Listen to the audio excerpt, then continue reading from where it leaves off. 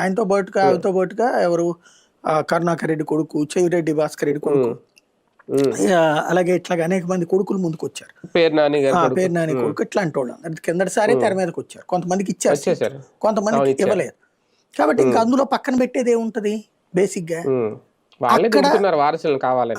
అక్కడ ఒక fake item. ఇకపోతే విడుదల రజని ఆల్రెడీ చిలకలూరుపేటలో పని చేసుకోమన్నాడు కదా, ఆవిడ పని చేసుకుంటుంది కదా, గుంటూరుకు ఇచ్చేసారు కదా. అదే ఆవిడికి చిలకలూరుపేట అడిగింది అని చెప్పారు, చిలకలూరుపేట ఇచ్చాడు. ఇంకా రేపలకి మార్చడం అన్నటువంటిది ఎవరు, ఆంధ్రజ్యోతి మార్చింది. అక్కడ జగన్ నుంచి ఏమి స్టేట్మెంట్ రాలేదు, లేదా ఆమె అక్కడ పంపించినటువంటి లేదు. ఒకవేళ రేపు పొద్దున మారాలి అనుకుంటే వాళ్ళు తేల్చుకుంటారు. విడుదల రజనీకి అయితే వాస్తవంగా చిలకలూరుపేటనే మెయిన్ కాన్సన్ట్రేషన్ అనుకుంది.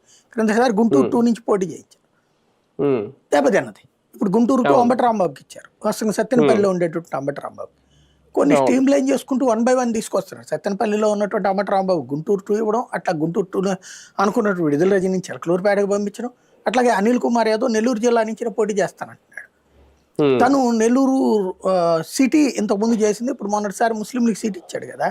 కాబట్టి జగన్ దాన్ని అతను వెంకటగిరి అసెంబ్లీ నియోజకవర్గం ఆశిస్తున్నాడు. వెంకటగిరి అసెంబ్లీ నియోజకవర్గం నేదురుమల్లి జనార్దన్ రెడ్డి కొడుకున్నాడు.